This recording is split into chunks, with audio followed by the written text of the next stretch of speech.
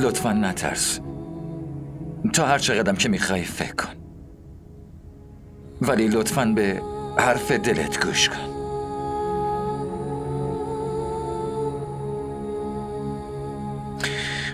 قول میدم این بار ناامیدت نکنم. میخوام برم خونه.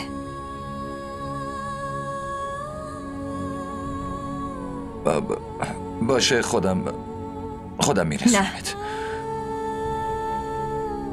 من خودم میرم. و یه خواهش، نمیخوام کسی شما رو با من ببینه. دیگه هم دانشگاه نیاین.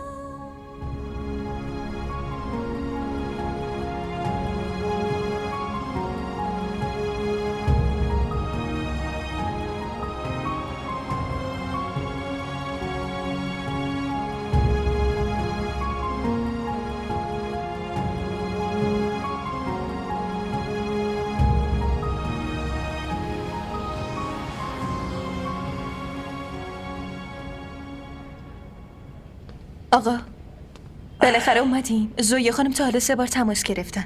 گوشیتون کجاست؟ به تماساشون هم جواب ندادین. ای لعنتی.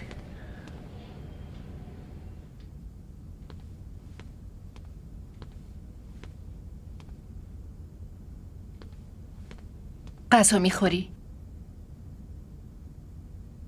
مگه تو هنوز غذا نخوردی؟ نه. چیه، نمیخوای بهم قور بزنی؟ دیگه فایده نداره.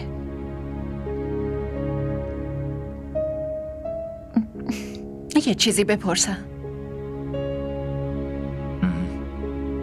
چیزی ازم پنهون میکنی؟ اشر، اگه چیزی هست لطفاً با من در میون بذار. تو از شر این افکاری که مثل خوره به جونم افتاده راحت بشم. اشر، من خوب میدونم که تو دفتر هیچ مشکلی نداری. حداقل من تو رو خوب میشناسم. ببین اشر، اگه به خاطر ازدواجت با منه و خانوادت با این قضیه مشکل دارن، خب بهم بگو. من خودم از زندگیت میرم بیرون. آخه اشر، من نمیتونم تو رو غمگین ببینم. من دارم حقیقتو میگم. از این بی‌محلیات اذیت نمیشم، ولی وقتی میبینم داری تنهایی زجر میکشی، اشر، واقعا نمیتونم تحمل کنم. اشر، وقتی تو رو با این حال میبینم همش خودخوری میکنم. جوری به نظر میرسه انگار بعد ازدواج کردنت با من دچار این چالش شدی.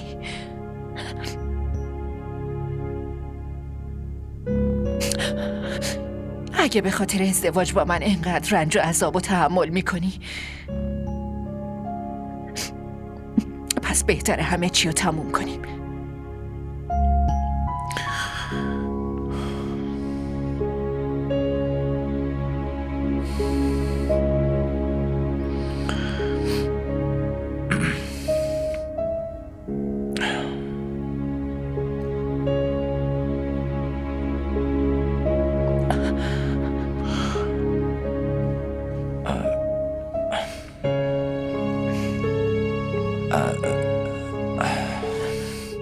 زویا،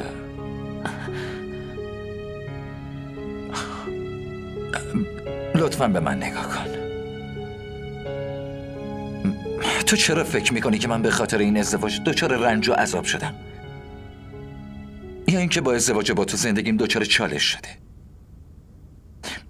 آره خب یه سری مشکلات هست، ولی اونا هیچ ربطی به رابطه ما نداره. خواهش میکنم درکم کن. اشر، نمیخوای چیزی در مورد مشکلاتت به من بگی؟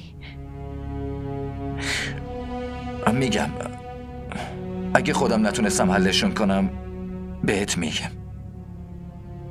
قول میدی؟ بهت این قولو نمیدم که دیگه ازم شکایت نکنی، ولی در عمل نشون میدم.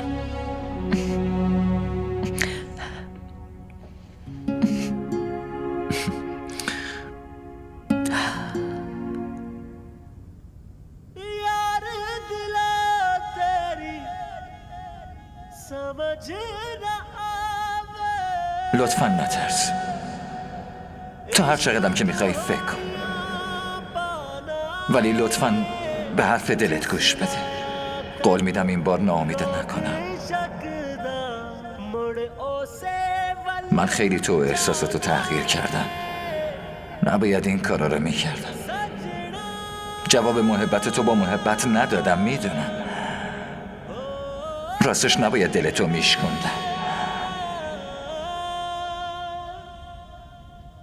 इसकी टीस उठे है दिल में, दिल का दर्द न जाए, जिसको दर्द का सहना भाए, बैरी से दिल लगाए. رباب، بله. تو بعد از ظهر با کی اومدی خونه؟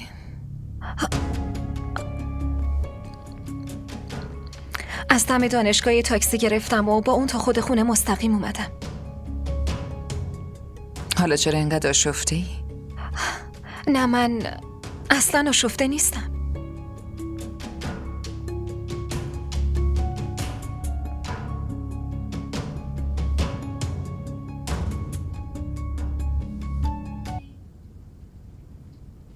رباب، بله عمه، سلام. علیک سلام. بدونی که عمتو ببینی داری میری؟ نه، باید یه زنگ مهمی میزدم. برای همین عجله داشتم. شما خوبی؟ خدا رو شکر. دوباره یه نامه برات اومده. ممنونمه. من دیگه میرم.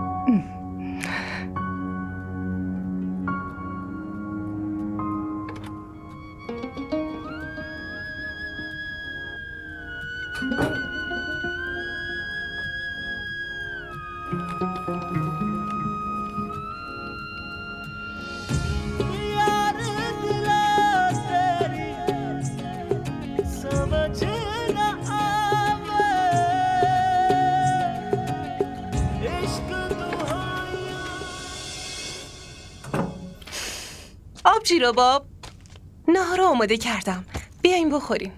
تو برو، من میام. ولی سرد میشه. میام میخورم، حالا برو. برو. نشنیدی چی گفتم؟ بله خانم.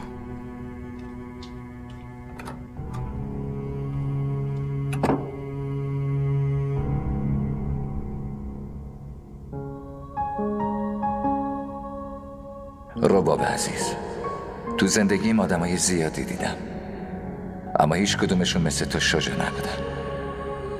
تو واقعا آدم شجاعی هستی. با هر واقعیتی میتونی روبرو بشی، میتونی عاشق بشی و میتونی عشق تو ابراز کنی.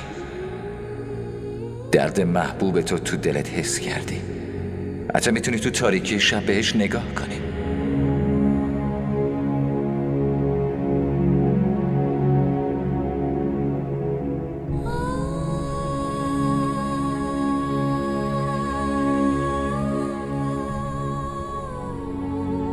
تو هر کاری که دلت بخواد میتونی انجام بدی، بدون اینکه اهمیت بدی دیگران در مورد چی فکر میکنن و چی میگن. تو واقعا دختر شجاعی هستی رباب. اما من اصلا شجاع نیستم. عاشق هستم ولی نمیتونم ابرازش کنم. من بهت دروغ گفتم. تمام اون نامه ها رو من برات نوشتم، ولی شجاعتش رو نداشتم راستش رو بگم، چون من به زویام قول داده بودم. برای همین وقتی از نامه ها پرسیدی از گفتنش امتناع کردم. به نظرم ازدواج کردنم با زویا اشتباه بوده. من تو رو دوست دارم، اما زویا رو هم نمیتونم رها کنم. تو درکم میکنی دیگه، مگه نه؟ لطفاً منو ببخش.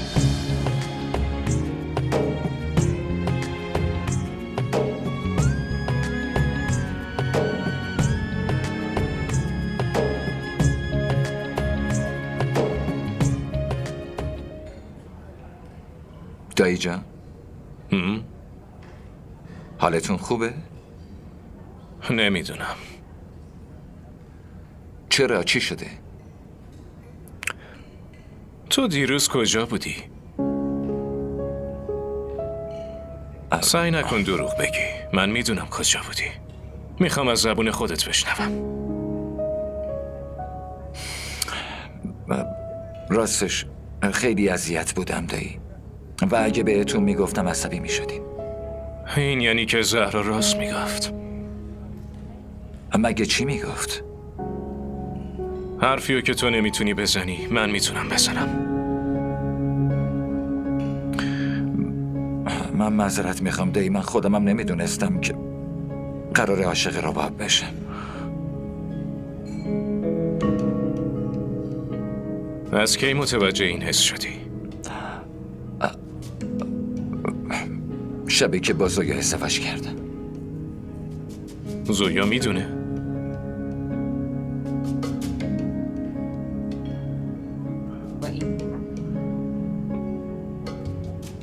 حالا میخوای با این موضوع چی کار کنی؟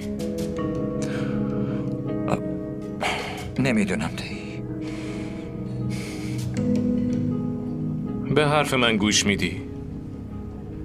چی؟ از امروز به بعد دیگه ربابو نمیبینی.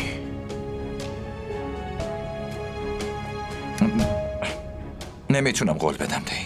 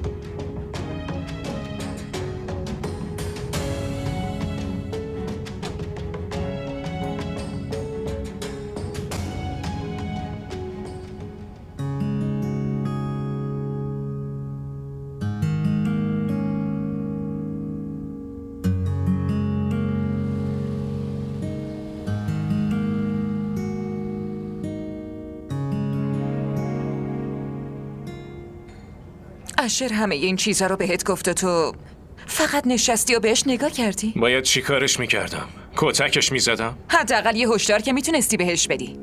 اون ازدواج کرده، از دخترمون چی میخواد؟ چرا الان باید دنبال دختر معصومت بیفته؟ اگه به خاطر عشق به اون دوباره یه بلایی سر خودش بیاره چی؟ اون وقت من باید چی کار کنم؟ دیگه هیچ اتفاقی نمیافته. انگار از قبلش از تو اجازه میگیره. من با رباب حرف میزنم. نمیخواد حرفی بزنی. یک کار ساده بهت سپردم ولی نتونستی انجامش بدی. خودم دست به کار میشم، نگران نشو. میخوای چی کار کنی؟ این دیگه به خودم مربوطه. به خاطر زندگی آینده دخترم من دست به هر کاری میزنم.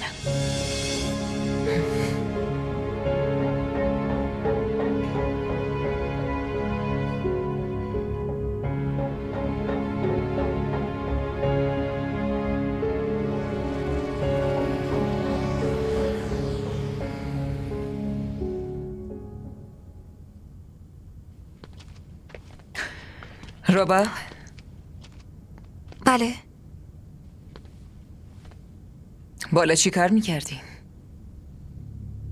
همینجوری رفته بودم. راستی اشرم تازه اومده. خب هیچی، همینجوری گفتم. تو هنوزم قهری؟ قهر برای چی؟ اینکه اومده بودم جلوی دانشگاهت. اونو که من خیلی وقت فراموش کردم. خبر داری اون روز به جز من کس دیگه یم اومده بود دانشگاهت؟ کی؟ بابات اومده بود. آره، من برای این اومده بودم که دلتنگت شدم. جلسم هم بهونه کردم، اومدم پیشت. اما انگار بابات با یه هدف دیگه اومده بود. چه هدفی؟ اون فکر میکرد که اشر میاد دانشگاه تا ببیندت. آخه چرا باید بیاد؟ اون دیگه ازدواج کرده. شاید از رفتارش پشیمون شده باشه. حالا فکر کرده که عاشقت شده. فکر کنم حدس بابات اشتباهه، مگه نه؟ آره؟ من چند تا پروژه دارم که باید انجامشون بدم. فعلا شبتون بخیر.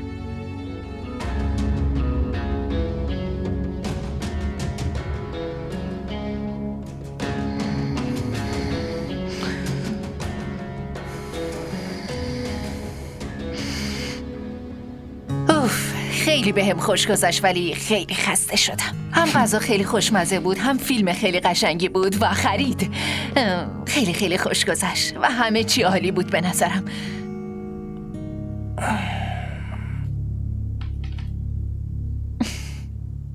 چی شده اشر؟ تو خوشحال نیستی؟ چرا خوشحال نباشم؟ معلومه که خوشحالم. مخصوصا با دیدن خوشحالیت خوشحالترم میشم. خوشحالی من به تو بستگی داره اشر. امروز انقدر خوشحال شدم وقتی حین دیدن فیلم دستامو محکم تو دستات گرفته بودی. حتی اصلا برام مهم نبود چه جور فیلمیه، اینکه دختر و پسره به هم میرسن یا نه. فقط تو برام مهم بودی. و موقع غذا خوردن وقتی به حرفام گوش میدادی یا ازم تعریف میکردی. اصلا برام مهم نبود که غذا خوشمزه هست یا نیست. و حتی موقع خرید وقتی بهم گفتی لباس قرمز نه آبی بهت میاد، با خودم گفتم اگه تموم دنیا هم بگن این رنگ بهت نمیاد، من به خاطر تو تموم عمرم میپوشمش. امروز من خیلی خوشحالم. ممنونم. راستشو بخوام بگم من امروز انقدر خوشحالم و انقدر بهم خوش گذشته که انگار تازه ازدواج کردم و این خونه اومدم. انگار که این اتاق و تمام وسایلاش همین امروز مال من شدن.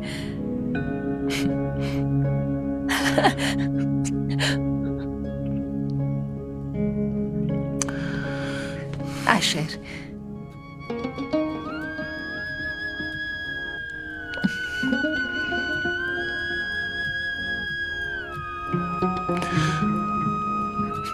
همیشه اینجوری باش.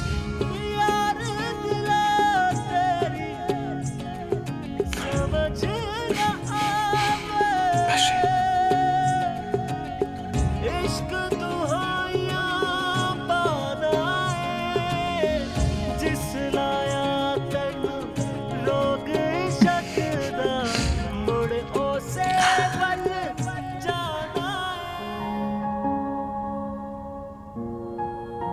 ما را در شبکه‌های اجتماعی دنبال کنید.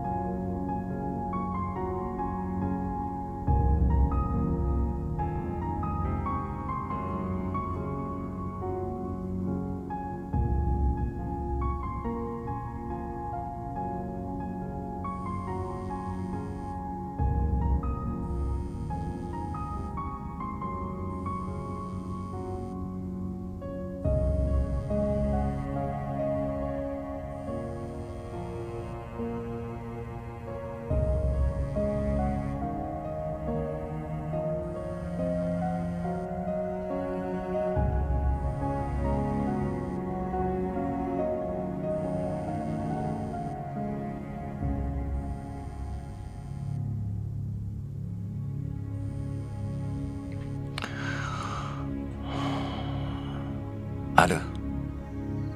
منم رباب. بگو. باید حرف خیلی مهمی بهتون بگم. الان میتونیم بیاین دیدنم؟ الان؟ رو پشت بوم منتظرتونم، لطفاً زود بیاین.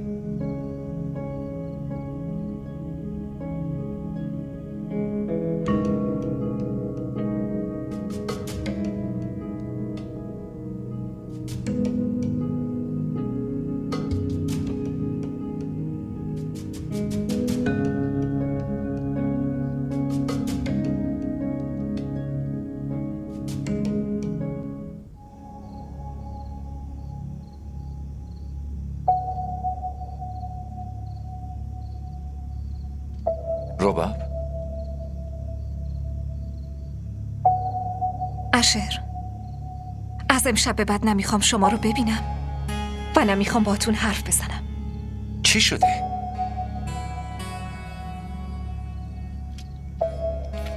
اینو دیگه شما باید بگین. ولی اینو من ننوشتم. من ننوشتم. داری دروغ میگی. این دستخط شما هست یا نه؟ نمیخواین قبولش کنین؟ این که بین من و شما هر اتفاقی افتاده رو غیر ما دوتا دیگه هیچکی نمیدونه. تو این نامه چیزی نیست که شما بتونین منکرش بشین. نمیخواین بهم جواب بدین؟ چرا من جوابتو میدم؟ رباب، یه نفر از طرف من داره برات نامه مینویسه. اون میخواد کاری کنه که عشق تو تبدیل به نفرت بشه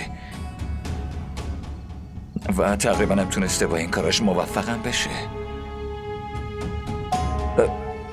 تو قبلا خیلی منو دوست داشتی ولی الان نگاه کن. اما تو این نامه یه چیزو درست نوشته.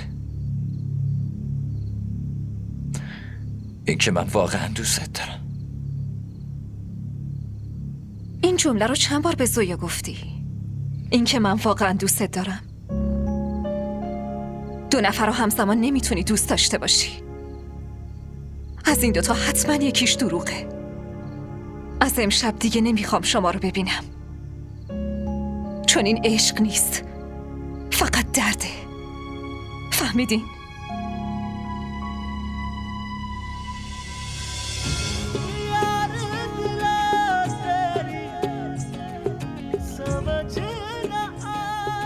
من بهت ثابت میکنم که عشقم نسبت به تو دروغ نیست و من این آدمم پیدا میکنم. اون داره بین من و تو جدایی میندازه.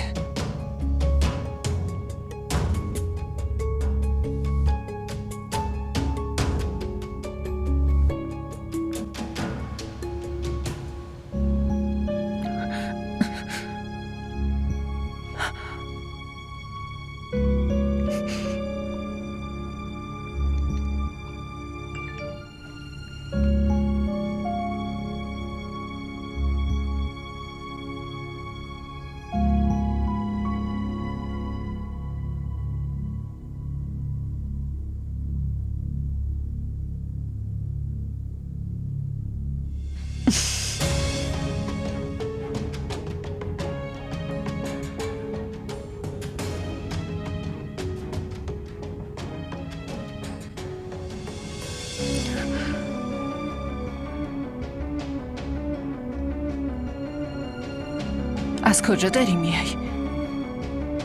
از پشت بوم. این موقع؟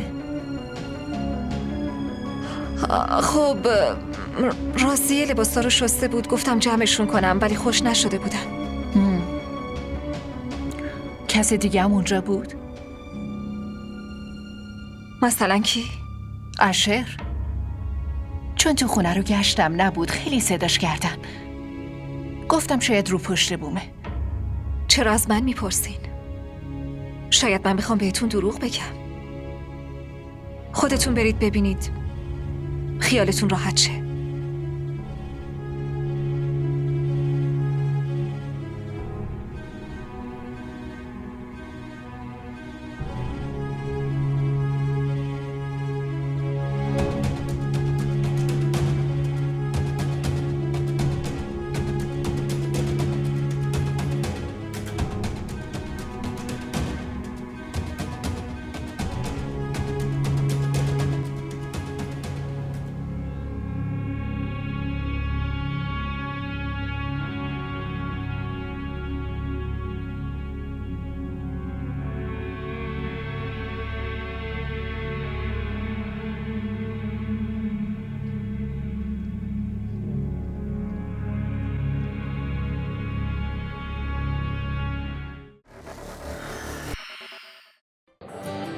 بگو ببینم خوشگله. دونی وقتی آدم عاشق یکی میشه دیگه نمیپرسه که چقدر خوشگله. شاید اون از همه خوشگل‌تر باشه. این عشق عزیز دلم.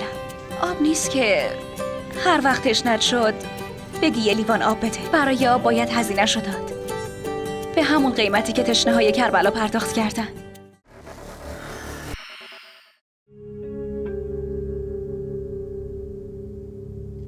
نمیپرسین من از کجا میام؟ خودم میگم. رفته بودم اشر رو ببینم. شما میدونین امروز یه نامه دیگه اومده و حرفایی داخلش نوشته شده بود که انگار خود اشر اونا رو گفته. اما اشر گفت که من نامه رو ننوشتم و میگفت کسی که این نامه ها رو نوشته حتما میخواد بین من و اون سوء تفاهمی ایجاد کنه. کار کی میتونه باشه مامان؟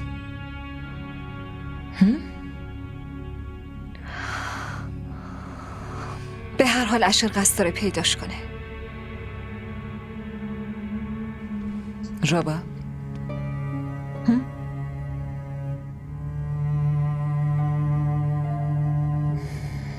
تو که اشتباه نمی کنی نه؟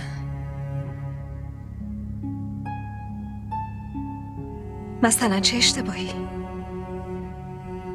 اینکه دوباره عاشق اشر شی. اون ازدواج کرده. نه دیگه مامان، حالا اونه که دنبال منه. من بهش گفتم دیگه اصلا نمیخوام ببینمش،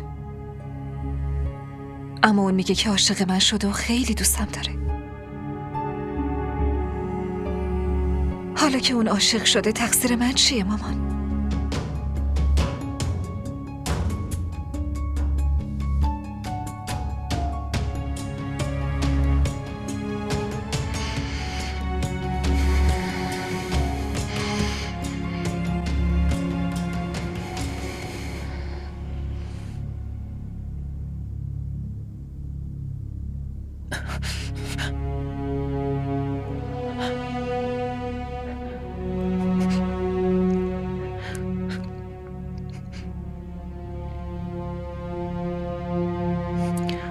کجا رفته بودی؟ اشر لطفاً به من دروغ نگو.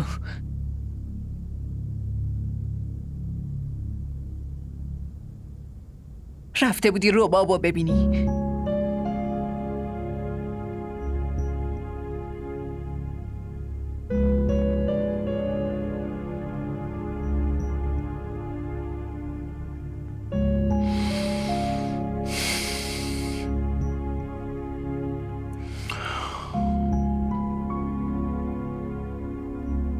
آره.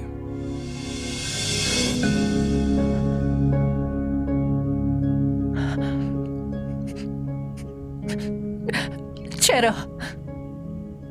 که یه سوء تفاهم رو برطرف کنم. واقعاً؟ پس سوء تفاهمی که من دارم چی میشه؟ چه سوء تفاهمی؟ همین که تو مثلا به من علاقه داری. زایا، اشر لطفاً ازت خواسته بودم که بهم دروغ نگی.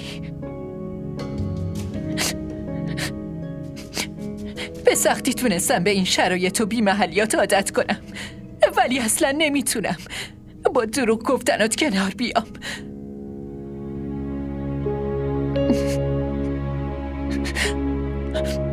چند روزی بود که بهت شک داشتم، ولی وقتی دیشب بهم توجه کردی و منو بردی تفریح فکر کردم شکم الکی بوده. اما نه، همش اشتباه بود. الان میفهمم که پشت اون لبخنده و ظاهر مهربونت خیانتتو پنهون میکردی.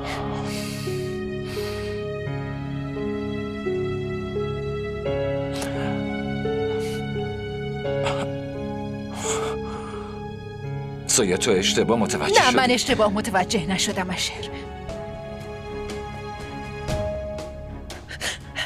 من تصمیممو گرفتم. از زندگیت میرم بیرون، با هر کی میخوای شاد و خوشحال باش. دیگه اینجا نمیمونم.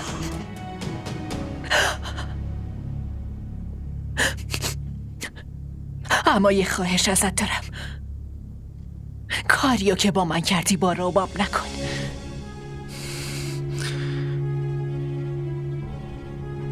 زویا لطفا نرو.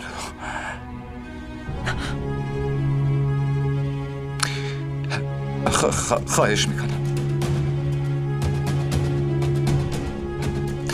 من خیانت نکردم.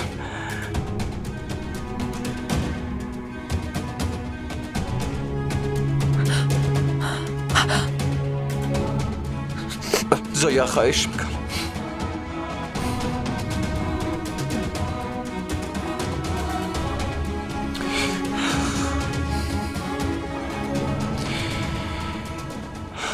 ما را در شبکه‌های اجتماعی دنبال کنید.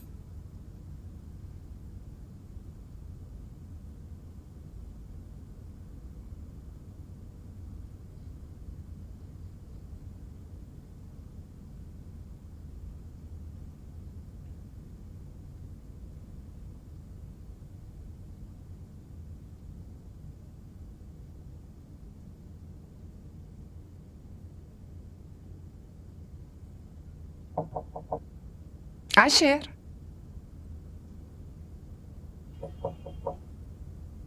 زویا،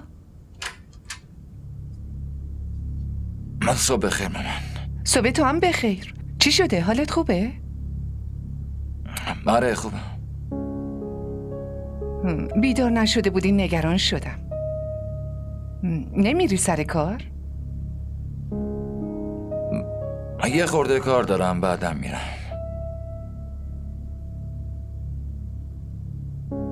زویا بیدار نشده؟ خب زویا نیست مامان. یعنی چی نیست؟ رفته خونه پدر و مادرش. چی؟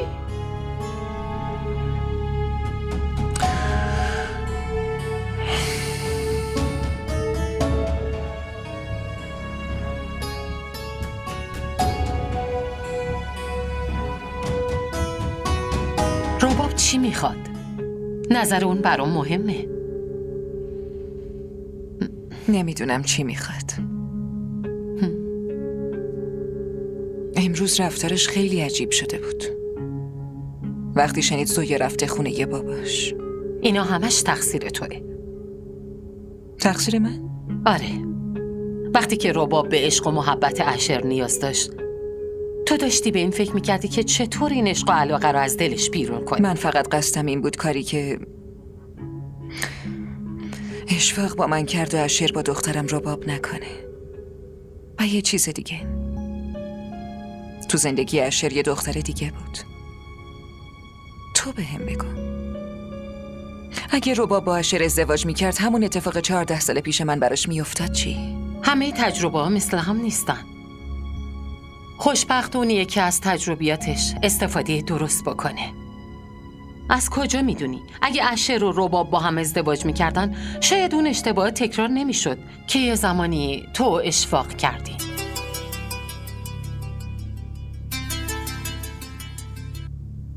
الو. سلام مامان، خوبین؟ علیک سلام دخترم. مامان من با دوستان میرم، شما نمیخواد ماشین رو بفرستین تا اینجا بیاد؟ قراره با دوستات بری یا اینکه با عشر؟ آخه چرا باید با عشر برم؟ به من راستشو بگو. دارم با دوستان میرم. اگه میخواستم با عشر برم حتما بهتون میگفتم. شما به من اعتماد ندارین؟ نمیدونم. آها که اینطور. پس من یه کاری میکنم. با همین دوستام که میخوام برم بیرون میام دفترتون تا خودتون ببینین و باور کنین که من با اینا دارم میرم. رباب گوش بده به من.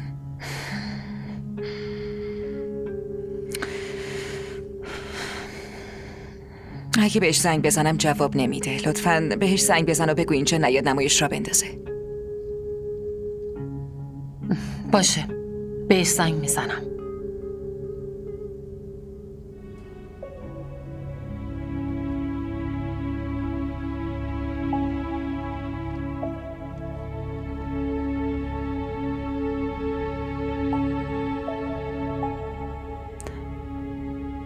حرف بزن زویا، بگو چی شده؟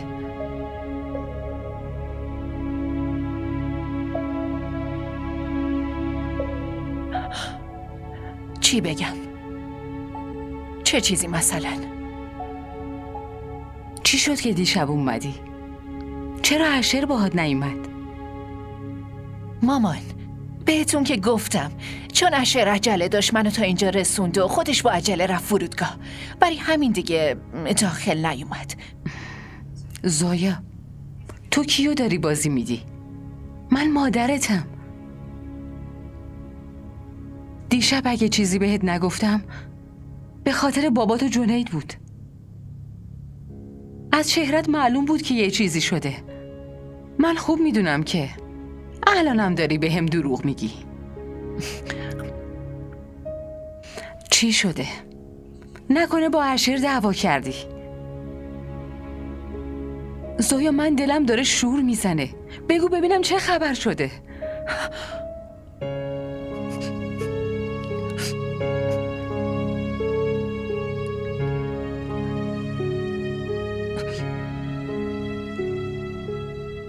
مامان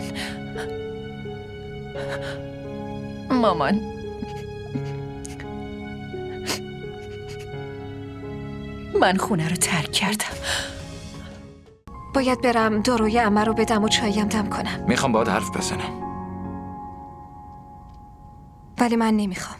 فقط 2 دقیقه باشه.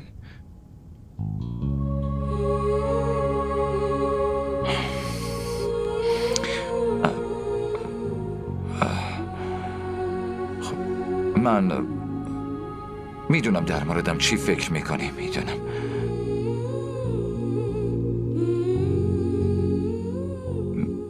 همین که از یه طرف ادعای دوست داشتنتو میکنم و از یه طرف دیگه میرم زویا رو راضی میکنم. یعنی یا تو رو بازی میدم یا زویا رو. ولی واقعیت اینه که من به گفته تو پیشش رفتم، میدونستی؟ من فقط تو رو دوست دارم رباب.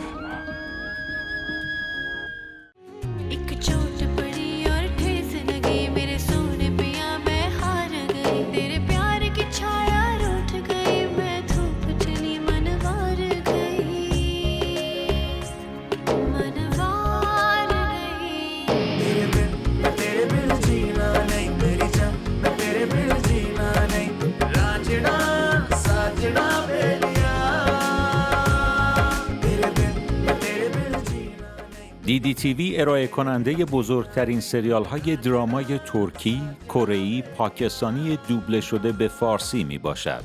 لطفاً سابسکرایب کنید و عضوی از خانواده ما شوید.